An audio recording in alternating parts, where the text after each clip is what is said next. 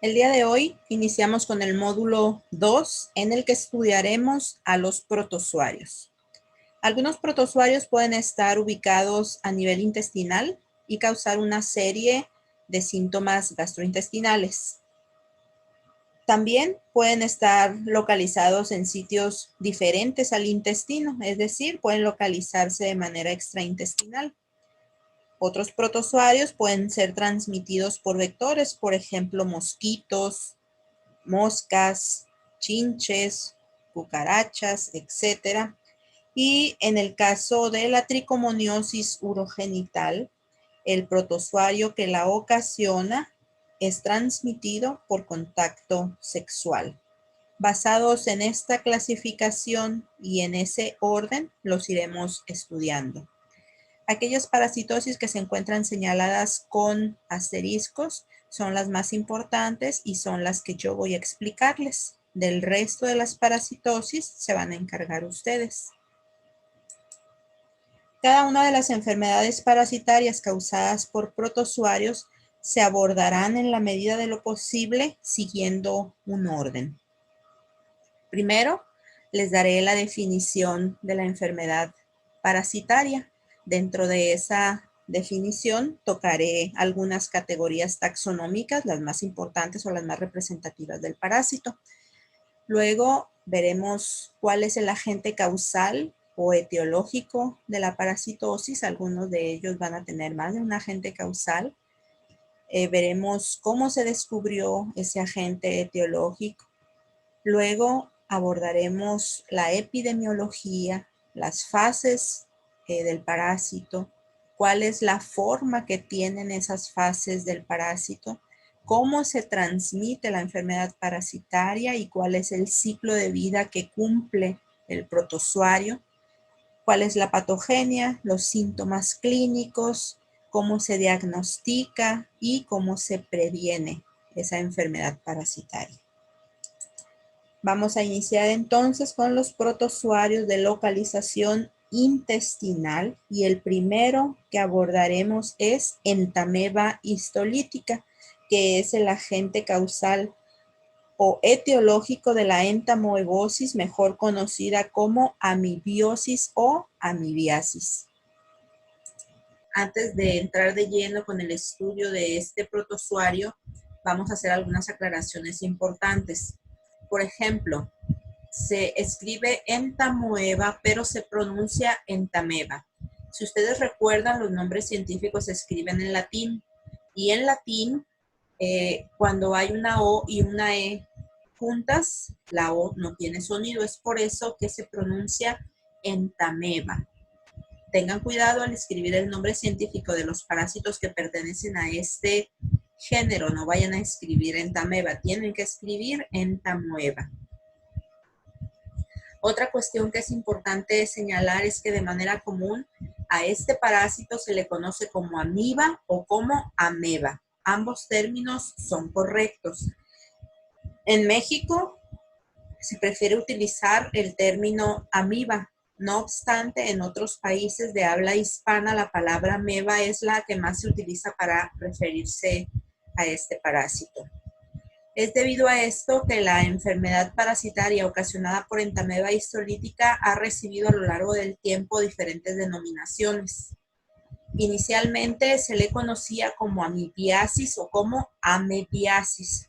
Posteriormente se cambió la terminación asis por osis y se le denominó amibiosis o amebosis. El término actual, el término más reciente con el que se conoce a esta enfermedad parasitaria es entamebosis. Sin embargo, debo confesarles que el uso de este término no está aún generalizado y casi no se utiliza. Sin embargo, nosotros vamos a utilizar este término y de manera indistinta vamos a utilizar también el término amibiosis para referirnos a la enfermedad parasitaria ocasionada por Entamoeba histolítica. En general, podemos decir que existen dos tipos de amibas. Las amibas de vida libre, como por ejemplo Acanthamoeba, Naegleria, Balamutia, que son amibas que se asocian con aguas estancadas como albercas o lagos. Estas amibas, como su nombre lo indica, tienen vida libre, pero en algún momento pudieran introducirse a través de las fosas nasales al humano, llegar al cerebro y causar daño. De estas amibas por el momento no vamos a hablar, las vamos a abordar más adelante en nuestro curso. De las que sí vamos a hablar es de las amibas que se encuentran en el intestino humano. Y como pueden ver, estas también se clasifican en dos tipos, aquellas que causan daños y las que no son patógenas. Dentro de las amibas no patógenas o amibas comensales tenemos a Entamoeba coli, Entamoeba gingivalis, Entamoeba harmani, Entamoeba dispar, entre otras. Mientras que las amibas patógenas incluyen solamente a Entamoeba histolítica. Vamos con las características generales de Entamoeba histolítica. Al ser un protozoario, este parásito pertenece al reino protista y al subreino protozoa. El filum al que pertenece Entamoeba histolítica es el Sarcomastigófora. Recuerden que el filum Sarcomastigófora incluye dos subfilums, que son el Sarcodina y el Mastigófora. Entamoeba histolítica, al ser un protozoario que utiliza como órganos de locomoción proyecciones citoplasmáticas llamadas pseudópodos, se incluye dentro del subfilum Sarcodina. Entamoeba histolítica está constituido por solamente una célula, es un organismo microscópico, es eucarionte, es heterótrofo, ya que se alimenta a expensas de un hospedero y puede alimentarse a través de la fagocitosis. Puede fagocitar bacterias, productos de desecho o glóbulos rojos del individuo parasitado. Entamoeba histolítica puede reproducirse asexualmente por fisión binaria y existe en dos formas o en dos fases evolutivas, que son el quiste y el trofozoito. La característica más importante de Entamoeba histolítica es su capacidad de invasión. Esa capacidad es lo que la hace patógena, ya que invade y destruye la mucosa intestinal, y también podría diseminarse a sitios extraintestinales como por ejemplo el hígado, pulmón, cerebro, corazón. Hasta aquí ya saben que la amibiosis o entamebosis es una parasitosis producida por un protozoario que pertenece al género Entamoeba.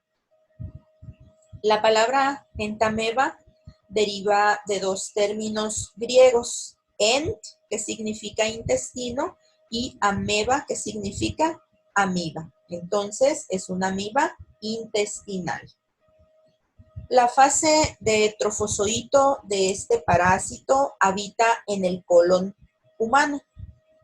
Al principio solamente va a colonizar a la mucosa del colon, pero posteriormente puede invadirla y destruirla, produciendo inflamación, dolor abdominal severo, heces que contienen moco y sangre, y además van a formarse úlceras colónicas. A todo esto se le conoce como disentería amibiana.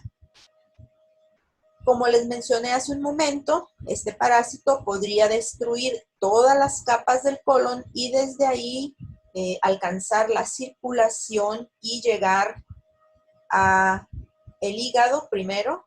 Posteriormente puede diseminarse a pulmón, cerebro, miocardio, y además este parásito también puede causar afecciones cutáneas. Cuando por alguna razón los trofozoitos de Entamoeba histolítica no pueden establecerse en el colon, van a ser arrastrados, y cuando se encuentran con condiciones adversas como la deshidratación, se van a inmovilizar, se van a redondear, van a sintetizar una pared de quitina y se van a convertir en un quiste que va a ser arrastrado y va a salir al medio externo junto con las heces del individuo parasitado. En cuanto a la etiología, hasta este momento ustedes ya deben saber que el agente causal o etiológico de la amibiosis es un parásito que pertenece al género Entamoeba y que eso significa amiba intestinal. La especie hace referencia a que es una amiba intestinal destructora de tejidos, ya que histolítica también deriva de dos términos griegos, histotejido, lítica, lisis o destrucción. Entonces tenemos que Entamoeba histolítica es una amiba intestinal destructora de tejidos. Si nosotros analizáramos las heces de 100 individuos y usando microscopía óptica en todas esas muestras identificáramos a un parásito con la morfología que corresponde aparentemente a Entamoeba histolítica, la conclusión a la que llegaríamos finalmente es que en realidad solo 10 de los 100 individuos estarían parasitados con Entamoeba histolítica. El 90% restante estaría infectado con una amiba no patógena llamada Entamoeba dispar. Resulta que Entamoeba dispar es morfológicamente idéntica a Entamoeba histolítica, pero los individuos infectados con dispar no desarrollan síntomas porque esta especie no es patógena. ¿Por qué? Porque no tiene capacidad de invasión, es decir, no invade ni destruye la mucosa intestinal. La enfermedad y los síntomas se presentan cuando Entamoeba histolítica invade y destruye la mucosa colónica y ya luego puede diseminarse. En conclusión, si la fase de trofozoito del parásito se limita únicamente a colonizar la mucosa intestinal del colon sin invadirla, no se trata de amibiosis, ni tampoco la especie infectante es histolítica. Les repito, se trata de una infección causada por otra especie que es morfológicamente idéntica a Entamoeba histolítica, pero que no es patógena porque no invade ni destruye la mucosa colónica y por lo tanto no causa la enfermedad. Solo causa una infección de tipo asintomático. Entamoeba dispar es entonces la responsable de la mayor parte de las infecciones y estas infecciones son asintomáticas. Mientras tanto, Entamoeba histolítica es la causante de la enfermedad intestinal invasiva y de la enfermedad extraintestinal debido a su capacidad invasiva. Cuando el diagnóstico se realiza por microscopía de luz y se observan quistes que tienen la morfología característica de este protozoario, es imposible determinar si se trata de un quiste de histolítica o de un quiste de dispar, porque morfológicamente son idénticos. Entonces el resultado debería reportarse como Entamoeba histolítica diagonal dispar. Pero muy pocos laboratorios lo reportan de esta manera. Existen otras formas para distinguir a histolítica y a dispar. Estas especies muestran, por ejemplo, diferencias genéticas y bioquímicas. Veamos. Por ejemplo, existen diferencias antigénicas, cuali y cuantitativas en la superficie del parásito. La aglutinación o no del parásito con una lectina llamada concanavalina A es otra forma de distinguir a ambas especies. In vitro, Entamoeba histolítica es capaz de destruir monocapas de células, lo que pone de manifiesto su capacidad invasiva, lo cual no se observa con Entamoeba dispar. entameba dispar, cuando se pone a interaccionar in vitro con una monocapa celular, no la destruye. La única diferencia morfológica que nos permitiría distinguir entre los trofozoitos de entameba histolítica y dispar, no los quistes, los trofozoitos, distinguir entre los trofozoitos de histolítica y dispar por microscopía de luz es la eritrofagocitosis. Solo los trofozoitos de entameba histolítica fagocitan glóbulos rojos. Los trofozoitos de entameba dispar no lo hacen. Entonces, si por microscopía de luz observamos a un trofozoito que tiene en su interior un eritrocito, podemos decir que se trata de un trofozoito de entameba histolítica. En los quistes esto no se puede hacer porque los quistes, recuerden que no son los que se alimentan. La fase vegetativa son los trofozoitos. Y en las heces, por lo general, lo que se arroja son quistes. Sí se pueden arrojar trofozoitos también en las heces líquidas, en las heces diarreicas. Eso lo vamos a ver un poquito más adelante. Por lo pronto veamos un poco de historia.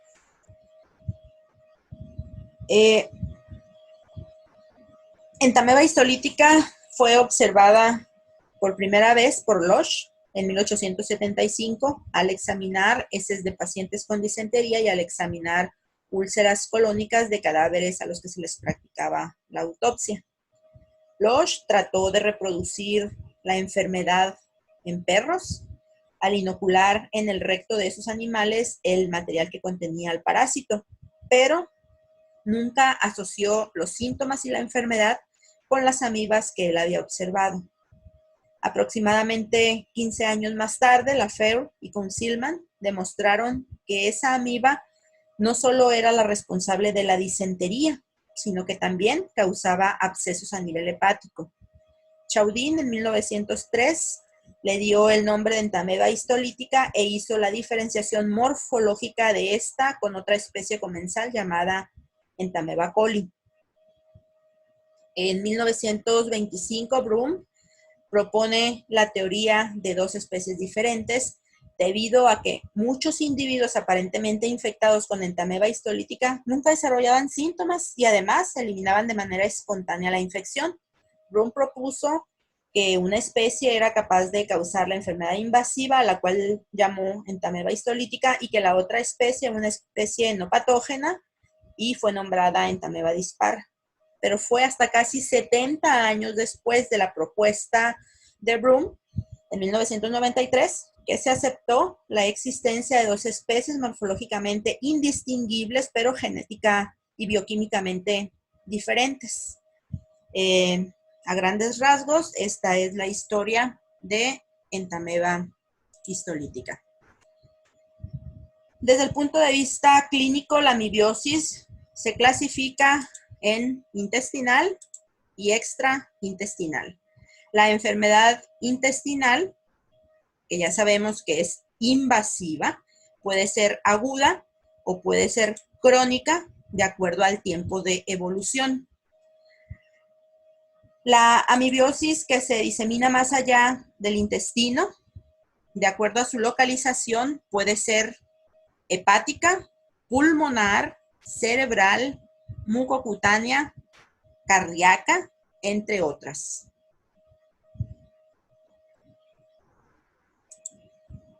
Las dos entidades clínicas principales o más frecuentes de la entamebosis son la amibiosis intestinal aguda y el absceso hepático amibiano, que es un tipo de amibiosis extraintestinal. La amibiosis intestinal aguda se presenta cuando el parásito invade la pared intestinal. Las heces van a contener sangre y moco y hay desarrollo de úlceras. Los pacientes presentan un dolor abdominal severo, es decir, hay disentería. ¿Recuerdan que ya les había mencionado? En este caso, en la amibiosis intestinal aguda, un gran número de trofozoitos van a salir con las heces. ¿Cuál es la razón por la cual no se enquistan? Si dijimos que cuando los trofozoitos eran arrastrados porque no podían establecerse, al encontrarse con condiciones adversas, sintetizaban la pared de quitina y se enquistaban. Bueno, en el caso de las heces diarreicas, no hay condiciones de deshidratación, es decir, no hay condición adversa, y además el tránsito intestinal es tan rápido que el arrastre del parásito al exterior también lo es. No hay tiempo para el enquistamiento del parásito, entonces sale como trofozoito en las heces, pero no sobrevive mucho tiempo en el exterior. Recordar que la fase de resistencia es el quiste y no el trofozoito. En el caso de la amibiosis extraintestinal, Entamoeba histolítica, específicamente la fase de trofozoito, que es la responsable de toda la patología, va a romper la mucosa intestinal y va a viajar a través de la circulación portal al hígado, donde va a causar un absceso. Se estima que del 2 al 5% de los casos de amibiosis intestinal podría evolucionar a un absceso hepático amibiano. En lo que respecta a la epidemiología, la amibiosis es una parasitosis cosmopolita. Esto quiere decir que es una enfermedad parasitaria de distribución mundial. Es frecuente en zonas tropicales y subtropicales. Es endémica en México, en Centro y Sudamérica, en la India y regiones tropicales de África, como pueden observarlo en color naranja. Recuerden que endémica significa que la enfermedad está presente con regularidad en una región determinada. La amibiosis es la tercera parasitosis más importante del mundo, solamente después de la malaria y de la esquistosomosis. La prevalencia, es decir, el número total de casos acumulados, se estima en aproximadamente 10% de la población mundial. Afortunadamente, la mayoría de los individuos parasitados presenta la amibiosis intestinal y no la extraintestinal, que representaría un mayor riesgo. En nuestro país, la amibiosis afecta al 20% de la población, aunque se han encontrado prevalencias de hasta el 55% en poblaciones de nivel socioeconómico bajo que tienen climas cálidos, mal manejo de aguas y excretas y condiciones sanitarias deficientes. Se estima 1 millón de casos de amibiosis y más de 1,200 muertes cada año en México. De acuerdo a la distribución geográfica que ustedes pueden observar en el mapa, los estados del sur y del sureste, que son los que están en verde y en naranja, son los que presentan la mayor incidencia anual de esta parasitosis. Ya les había mencionado que Entamoeba histolítica es un protozoario que existe en dos formas o en dos fases, el quiste y el trofozoito. También les había dicho que el quiste es arrojado al medio ambiente junto con las heces de los individuos parasitados. Esos quistes pueden contaminar aguas y alimentos que van a ser ingeridos por otro individuo. Ya en el interior del individuo, cuando el quiste llega al estómago por acción de los jugos gástricos, la pared se va a reblandecer y a nivel intestinal va a quedar libre la otra fase del parásito, que es el trofozoito. El trofozoito es una fase móvil, es la fase que se va a multiplicar o reproducir por fisión binaria, es la que se va a alimentar, por eso se dice que es la fase vegetativa, y es la que va a ocasionar todos los síntomas de esta parasitosis. El trofozoito, cuando no puede fijarse a la mucosa del colon, va a ser arrastrado. Y al encontrar condiciones que no son convenientes para él, como la deshidratación que ya habíamos mencionado, se va a inmovilizar, se va a redondear y va a sintetizar una pared de quitina, es decir, se va a enquistar y va a salir con las heces para continuar con el ciclo al infectar a nuevos individuos. Entonces, generalmente los quistes son las fases infectantes, pero hay una excepción. En la amibiasis mucocutánea es el trofozoito la que actúa como fase infectante. La principal vía de transmisión de Entamoeba histolítica es la vía fecal oral. Una de las más importantes fuentes de infección es la práctica de pobres hábitos de higiene, como por ejemplo no lavarse las manos después de ir al baño y manipular alimentos que ese mismo individuo va a consumir o que va a consumir alguna otra persona. Otras fuentes de infección no menos importantes tienen que ver con la práctica del fecalismo al aire libre.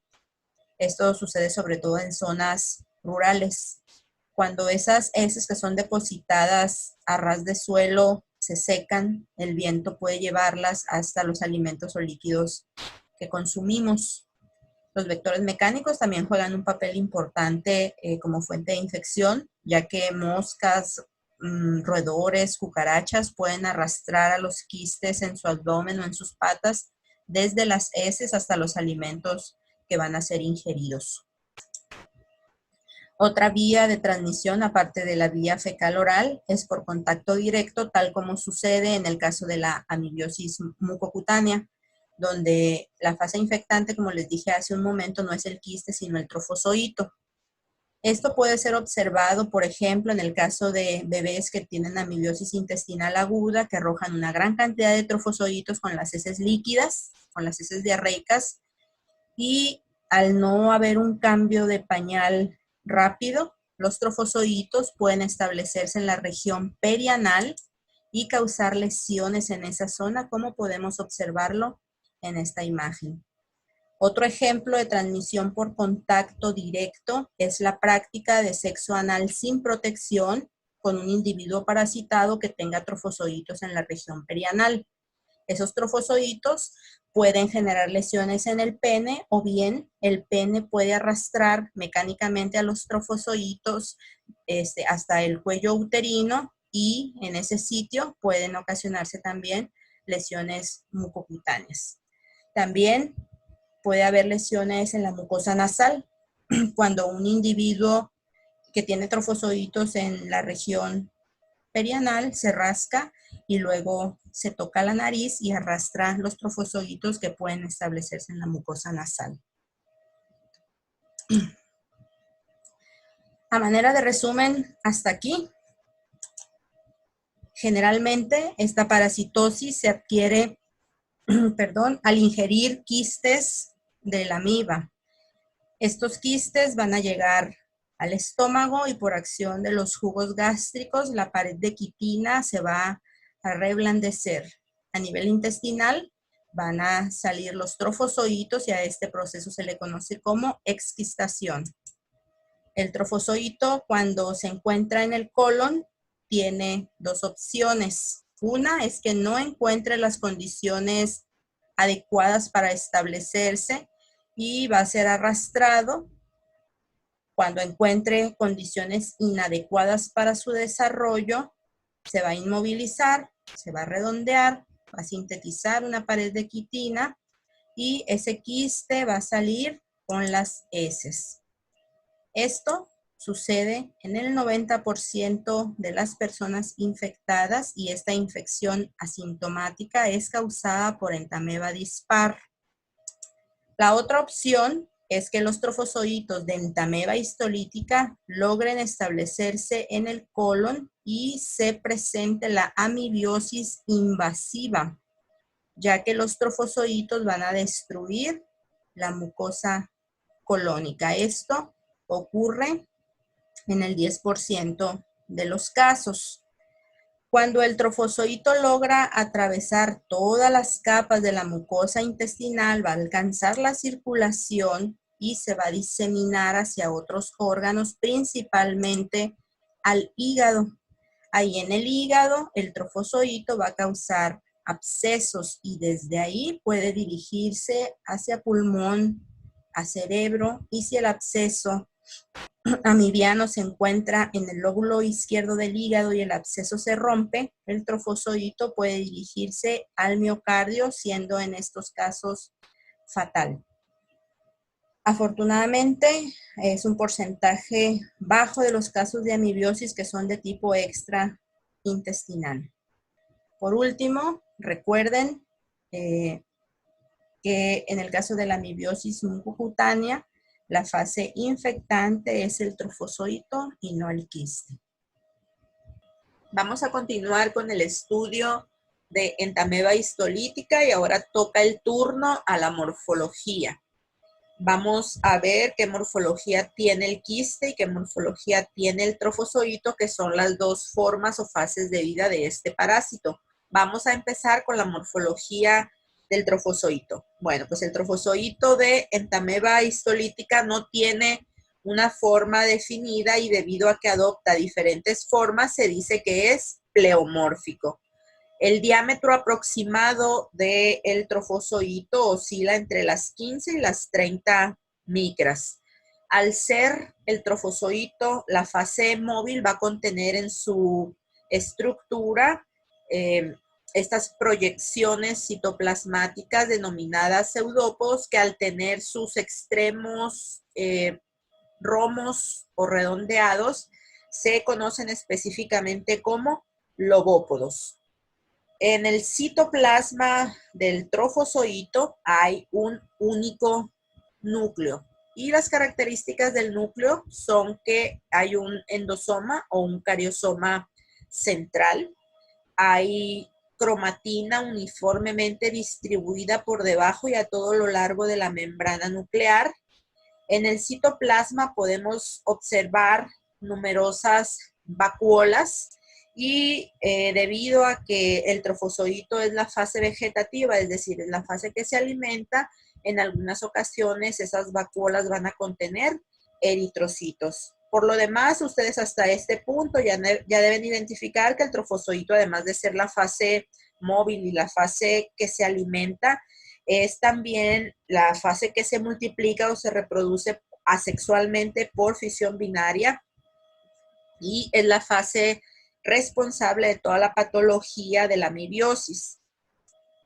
Además, de manera poco común, el trofozoito puede actuar como fase infectante en la amibiosis mucocutánea. En el citoplasma del trofozoito de entameba histolítica podemos observar dos zonas bien definidas que se llaman endoplasma y ectoplasma. En la imagen podemos observar que esa zona interna llamada endoplasma es granulosa y ahí en el endoplasma es donde se encuentran las vacuolas de las que les hablé, que pueden contener eritrocitos, pero que también pueden contener bacterias o algunos otros restos celulares. También en el endoplasma podemos encontrar organelos, por ejemplo, ribosomas, retículo endoplásmico, además del núcleo, por supuesto. La otra zona, que es la zona más externa, es denominada ectoplasma.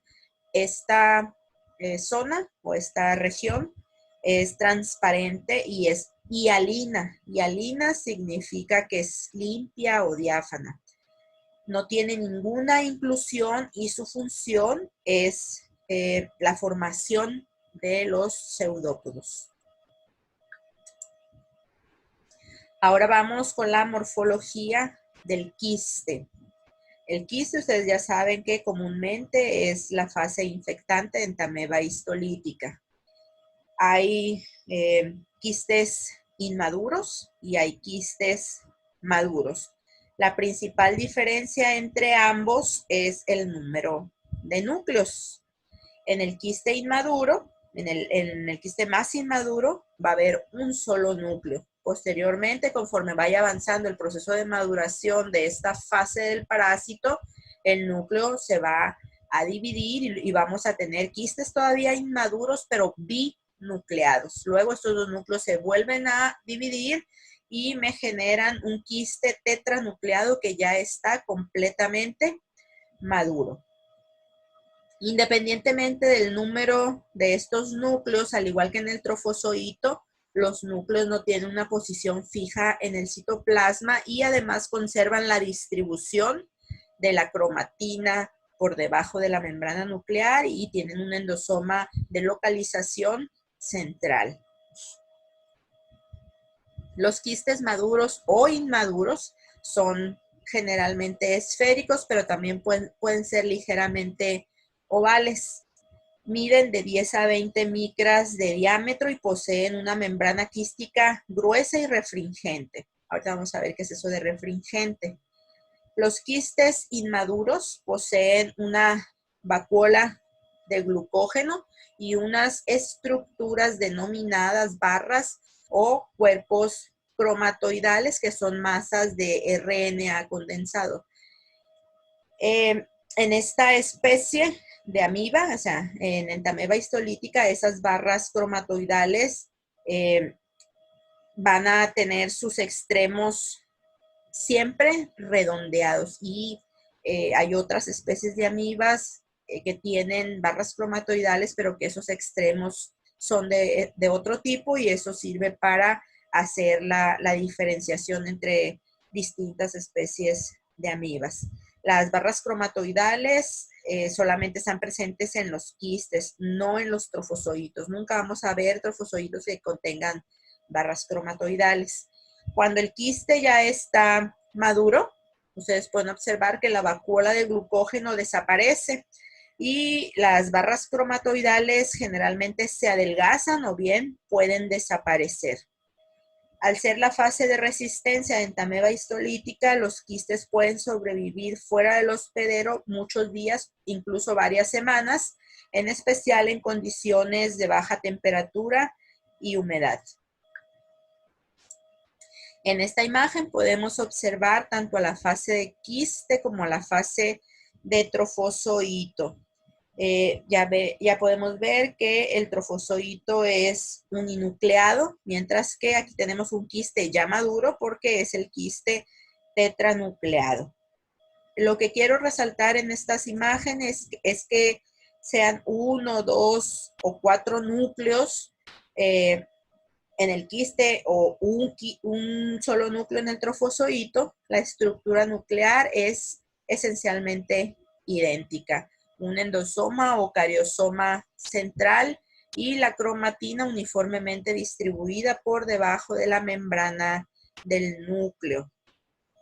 Estas características nucleares las recalco porque son un aspecto fundamental que va a permitir identificar a Entamoeba histolítica y va a poder que la diferenciemos de otras amibas, de otras especies de amibas.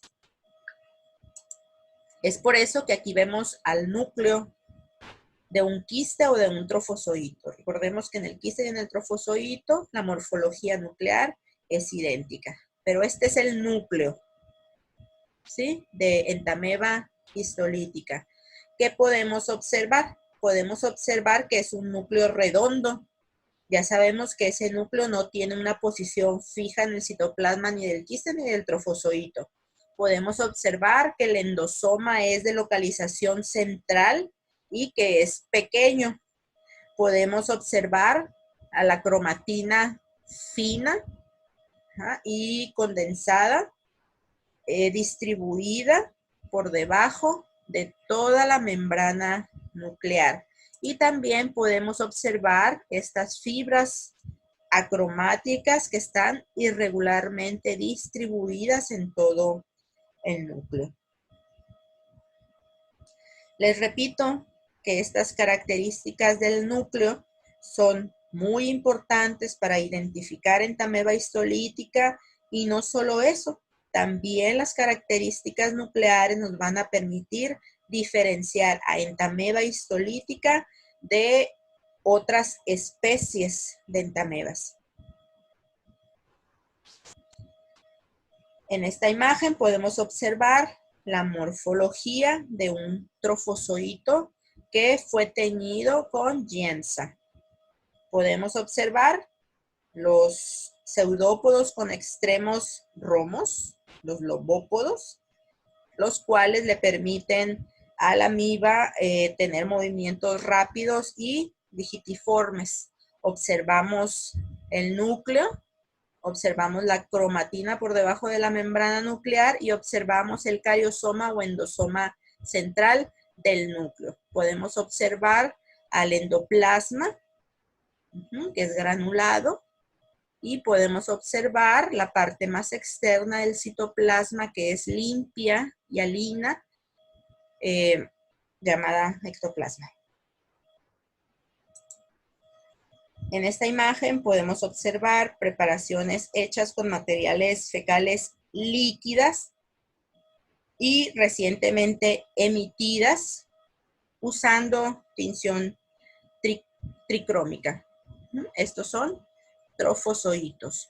Como los trofozoitos de Entamoeba histolítica y de Entamoeba dispar son idénticos, pues no podemos saber si se trata de un trofozoito de una o de otra especie, es por eso que debiera reportarse de esta manera.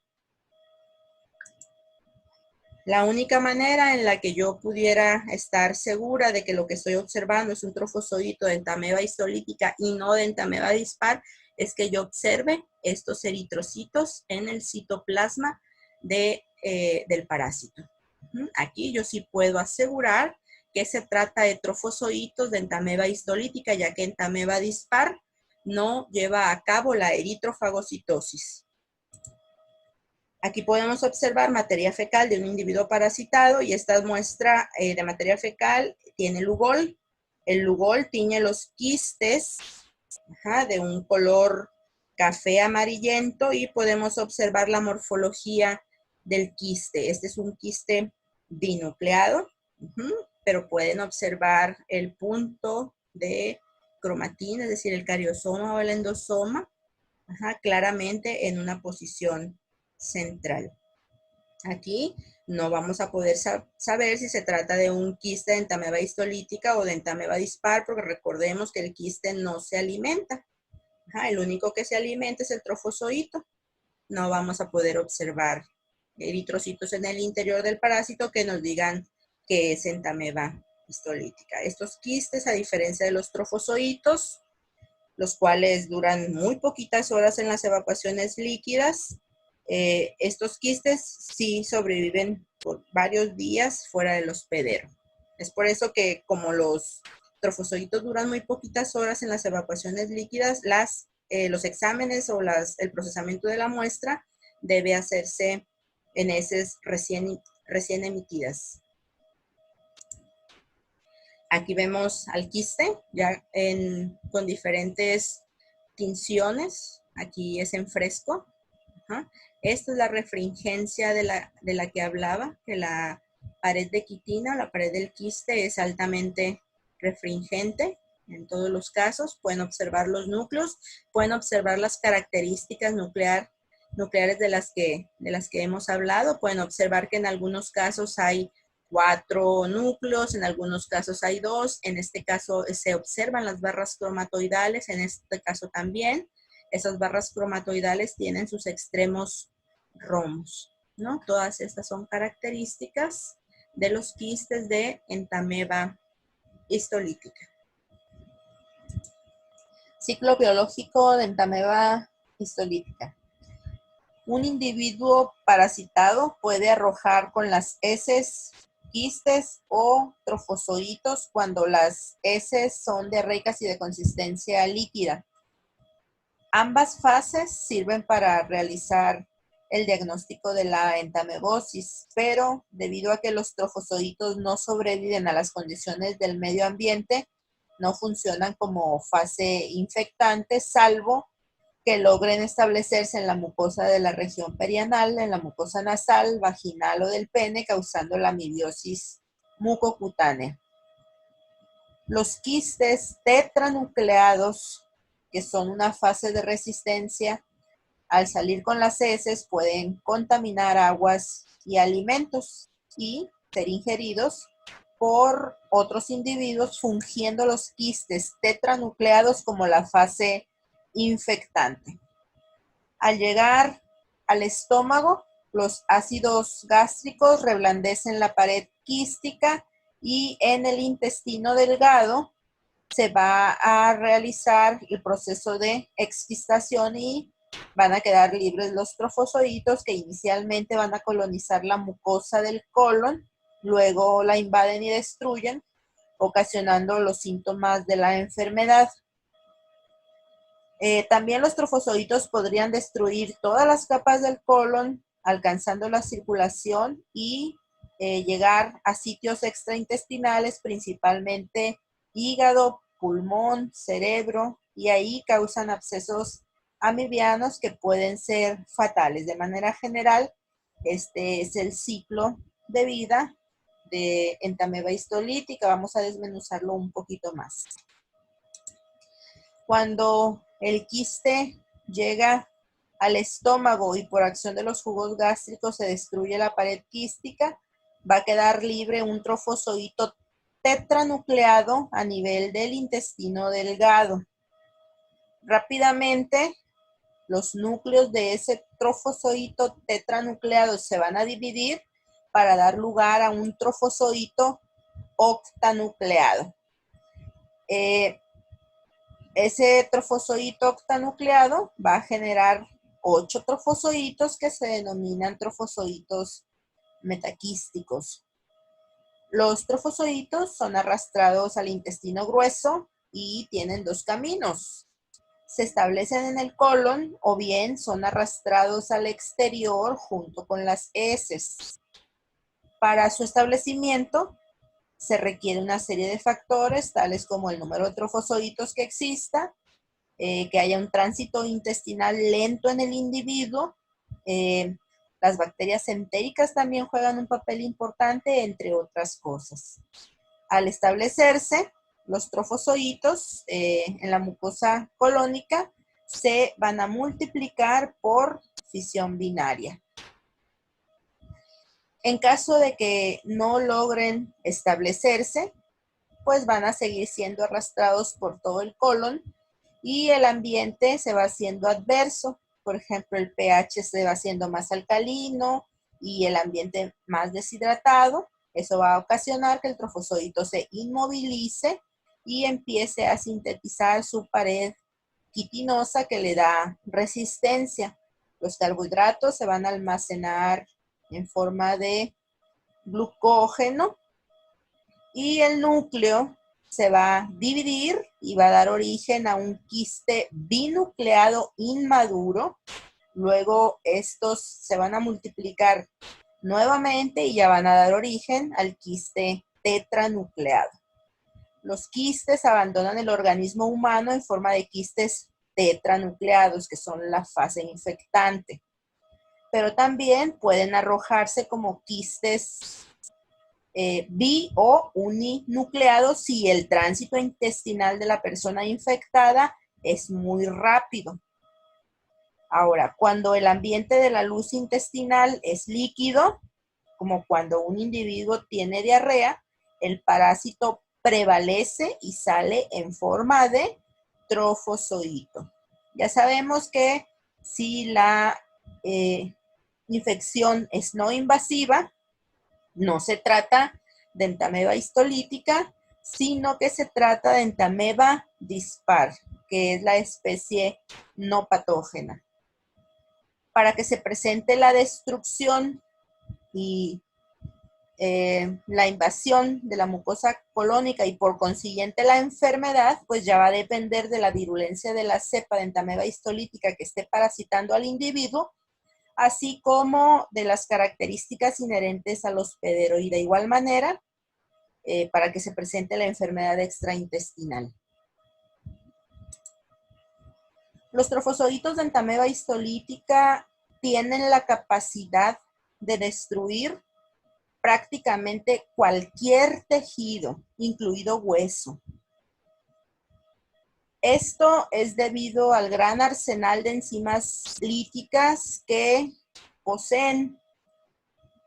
Estas enzimas líticas le van a permitir a los trofozoitos lesionar e invadir el tejido intestinal primero, luego tener acceso a la circulación mesentérica y poder propagarse o diseminarse a otros sitios extraintestinales como los que ya les he mencionado, en donde el hígado es el principal órgano afectado y donde se causa el absceso hepático amibiano. Aquí podemos observar cómo el trofozoito se adhiere a la mucosa intestinal y posteriormente la rompe y atraviesa, hace contacto con células epiteliales y las destruye, y también hace contacto con células inmunológicas y también las lisa o las destruye. De esta manera ya tiene acceso a la circulación sanguínea mesentérica para poder diseminarse a sitios extraintestinales. Aquí podemos observar algunas proteínas con las que cuenta el trofozoito. Las lectinas de unión que le sirven al trofozoito para adherirse a las células epiteliales colónicas.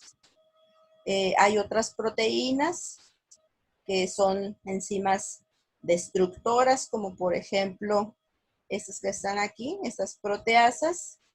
El parásito, el trofozoito, también posee enzimas conocidas como amebaporos, las cuales van a formar, como el nombre lo indica, poros en las células a las que el trofozoito se una, y por esos poros o esos canales iónicos va a haber una alteración del equilibrio osmótico, porque va a haber entrada y salida de agua, y de esta manera la célula del hospedero es destruida y posteriormente fagocitada.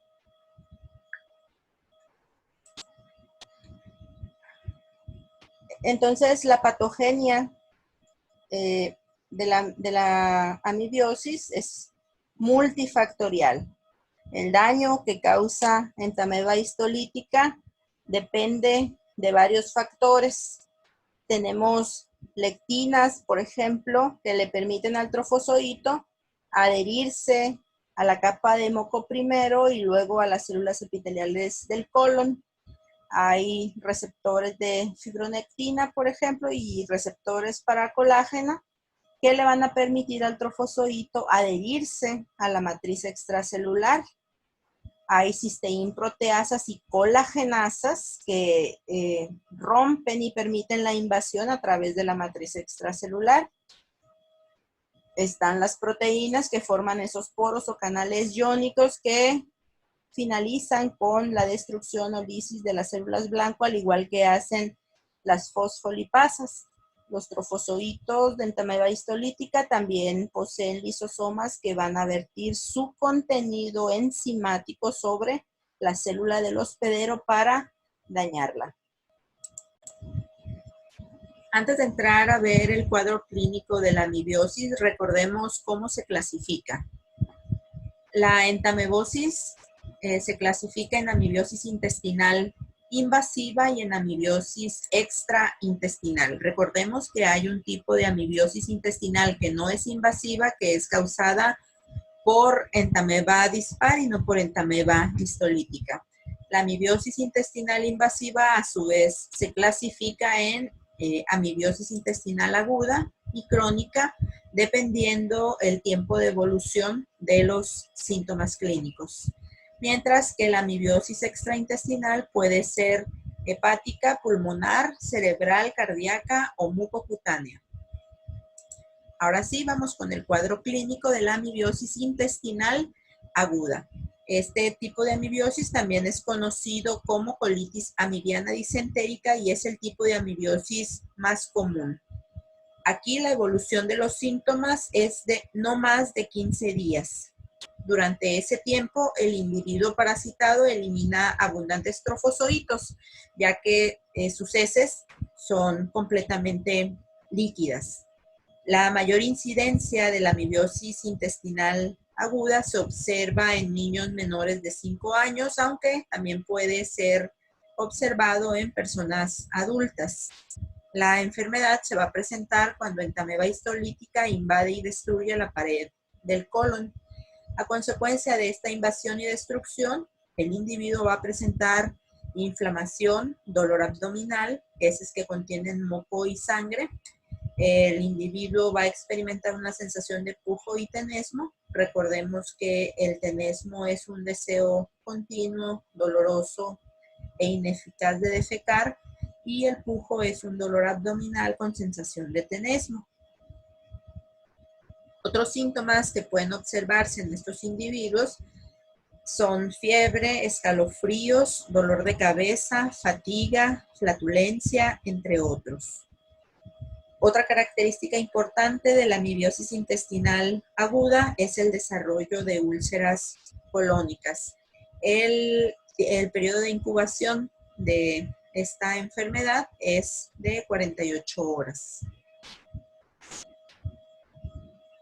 En el caso de la amibiosis intestinal crónica, los síntomas van a persistir por más de 15 días. En este tipo de amibiosis se va a observar la expulsión de una gran cantidad de quistes en las heces del individuo parasitado. Este tipo de amibiosis también se denomina colitis amibiana no disentérica. Se caracteriza porque el individuo va a presentar dolor abdominal, va a haber cambios en el ritmo de la defecación con alternancia de diarrea y constipación. Las heces no contienen sangre. Cuando se realiza una endoscopía a estos individuos, puede observarse la mucosa intestinal edematosa y también pueden observarse úlceras amibianas. Los pacientes que tienen un cuadro no disentérico pueden presentar una cura espontánea. Tanto en la amibiosis intestinal aguda como en la crónica se presentan lesiones de tipo ulcerativo. Estas úlceras van a tener un aspecto característico en la amibiosis. Los sitios del intestino grueso en donde es más común que se localicen los trofozoitos de Entamoeba histolítica son el ciego, el colon sigmoide y el recto.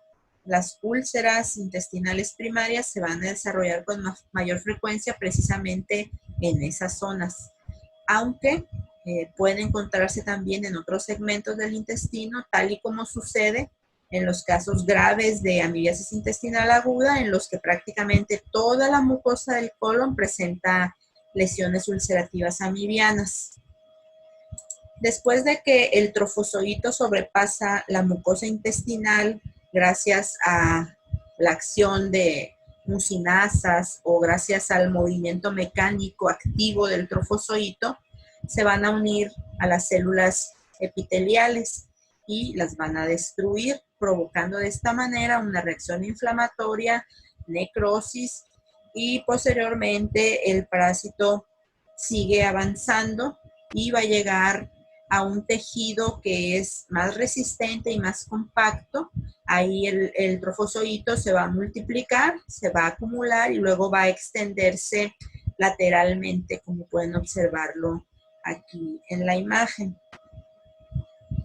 De tal manera que se van a originar úlceras colónicas que tienen un sitio de entrada pequeño seguido de un cuello de botella fino, y en la parte profunda la lesión se ensancha o se extiende de manera lateral. La reacción inflamatoria se produce alrededor del sitio de penetración del trofozoito y ello conduce a edema con un centro necrótico, lo que da como resultado la apariencia característica de las úlceras provocadas por Entamoeba histolítica. Esta apariencia o aspecto característico es en forma de botón de camisa, ya que hay tejido necrótico rodeado de tejido sano. Esas úlceras pueden llegar a medir entre 0.1 y 0.5 centímetros de diámetro. Entonces, las dos entidades clínicas en la amibiasis intestinal invasiva son la amibiosis intestinal aguda, conocida también como colitis amibiana disentérica, y la amibiosis intestinal crónica, que se conoce también como colitis amibiana no disentérica. En ambos casos se observan lesiones ulcerosas que tienen un aspecto característico de botón de camisa. Además de estas dos entidades clínicas principales, también pueden presentarse en la amibiosis intestinal invasiva complicaciones, como por ejemplo, colitis fulminante, apendicitis amibiana y ameboma. Vamos a ver esas complicaciones. Y empecemos con la primera, la colitis fulminante, conocida también como colitis necrosante. Esta es una complicación poco frecuente y muy grave que compromete seriamente el estado general de salud y la vida del individuo parasitado. Se va a caracterizar por el desarrollo de úlceras necrosantes muy extensas y muy profundas que pueden abarcar todas las capas de la pared colónica, ocasionando perforaciones. Esta complicación se presenta sobre todo en niños, en adultos mayores y en individuos inmunocomprometidos. Además de los síntomas de la disentería amibiana, se van a observar síntomas como fiebre, distensión abdominal, deshidratación, hipotermia, shock, peritonitis y muerte. Con o sin tratamiento, el porcentaje de muerte por esta complicación es muy elevado. En el caso de la apendicitis amibiana, hay invasión del apéndice ileocecal por los trofozoitos de Entamoeba histolítica. Esta complicación se va a caracterizar por inflamación y necrosis de ese órgano y en los casos más graves hay perforación del apéndice.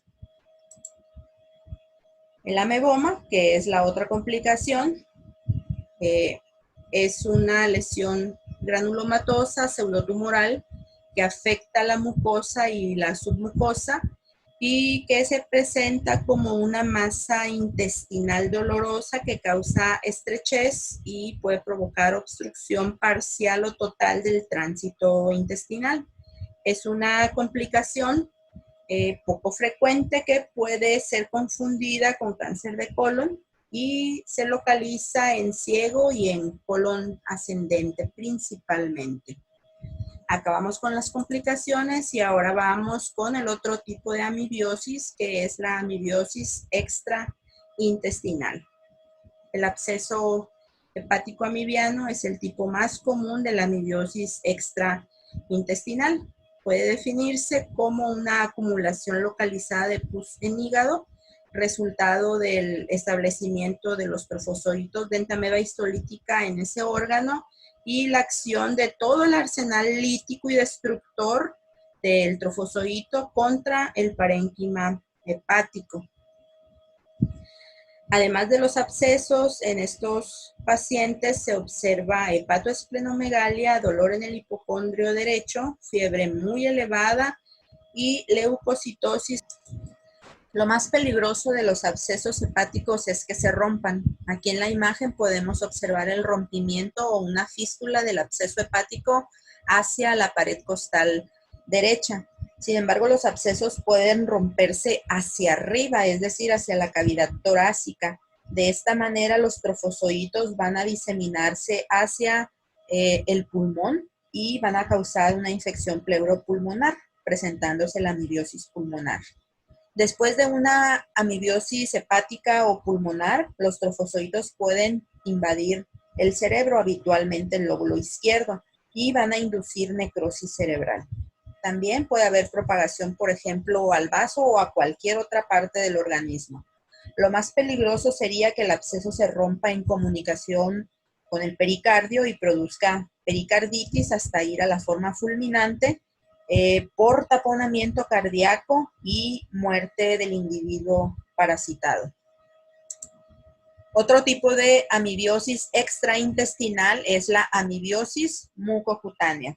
Aquí las manifestaciones dermatológicas son causadas por los trofozoitos de Entamoeba histolítica y se van a localizar principalmente en la región perianal y en la zona genital. La amibiosis mucocutánea se caracteriza por la presencia de úlceras que son destructivas, muy dolorosas y de rápida evolución. Los bordes de estas úlceras son indurados, pueden ser regulares o irregulares, pero se encuentran bien definidos. Se puede observar un halo eritematoso y secreción sanguinolenta. Les insisto que la fase infectante en los casos de amibiosis mucocutánea es el trofozoito y no el quiste como en los otros tipos de amibiosis. El diagnóstico. El tipo de método diagnóstico que se va a realizar va a depender del tipo de amibiosis del que se sospeche. En la amibiosis intestinal aguda, por ejemplo, se hacen coproparasitoscópicos directos en fresco, seriados, generalmente de 3 muestras de heces recién emitidas, que deben ser procesadas de inmediato, debido a que el trofozoito, que en estos casos sería la fase diagnóstica, no resiste mucho tiempo fuera del hospedero. Debe realizarse una revisión de las características físicas de la muestra para verificar o descartar la presencia de moco y de sangre. Pueden realizarse también con esas muestras frotis que posteriormente pueden teñirse con piensa o con tinción tricrómica, entre otras, para observar la morfología característica de los trofozoitos de entameba histolítica. En la amibiasis intestinal crónica también pueden realizarse coproparasitoscópicos seriados, pero aquí se hacen procedimientos de concentración para, valga la redundancia, concentrar los quistes. En el absceso hepático amibiano se puede tomar una biopsia hepática, se puede hacer una punción hepática también y posteriormente realizar exámenes directos en fresco, frotis y tinciones. Se pueden hacer cortes histológicos de las biopsias o bien se pueden hacer cultivos para identificar a los trofozoitos. Este tipo de diagnóstico se puede complementar con estudios de gabinete. En la amibiosis mucocutánea se pueden observar los trofozoitos en las secreciones de las lesiones mediante un examen directo, haciendo un frotis y tinción o bien un cultivo. También se puede tomar una biopsia del borde de la lesión y realizar cortes histológicos y luego hacer la tinción para su observación al microscopio. En todos los casos pueden realizarse también pruebas inmunológicas o moleculares. El esquema terapéutico depende del estado del paciente y del tipo de amibiosis del que se trata. Los pacientes con síntomas intestinales como diarrea, se les trata como primera elección con iodoquinol. En los casos de colitis amibiana disentérica se puede administrar metronidazol, además de hidroemetina. El metronidazol actúa sobre los ácidos nucleicos de las amibas y la de hidrometina sobre la síntesis de proteínas del parásito. En los abscesos hepáticos, que son únicos o que son pequeños, se puede suministrar metronidazol. En los casos que sean abscesos múltiples, por ejemplo, se utilizará una combinación de metronidazol con dehidroemetina, y en casos graves también están indicados por vía intravenosa. Si conocemos las formas de transmisión, automáticamente sabemos cuáles son las formas de profilaxis o de prevención de la entamebosis. Todas las medidas profilácticas están relacionadas con buenos hábitos higiénicos, con buenos hábitos de sanidad también, como por ejemplo lavarse las manos después de ir al baño y antes de comer o antes de manipular los alimentos, una adecuada deposición y eliminación de excretas, así como evitar a los vectores mecánicos que pueden trasladar a los quistes desde las heces hasta nuestros alimentos.